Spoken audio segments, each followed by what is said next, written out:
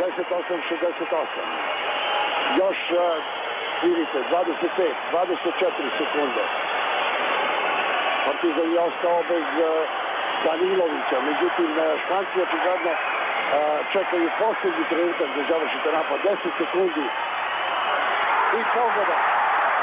Još samo 8 sekundi. 2 poena prednosti za Špance. Đorđević. 3 poena! 3 poena! Vreme je isteklo! Nemojte se ljutiti što sam začutao za trenutak. 71-70.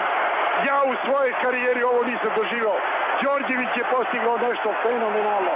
Nešto što se dogodilo samo u Manili kada su Brazilci pošto Šmita savladali Italijane u posljednje sekundi. Evo sada Aleksandar Đorđević u posljednjem trenutku, 2 sekunde pre kraja, kada su Španci imali, evo pogledajte, iz ove pozicije, iako je bio ometen, mirno, hladnokrvno i 71-70, Partizan je šampion Evrope.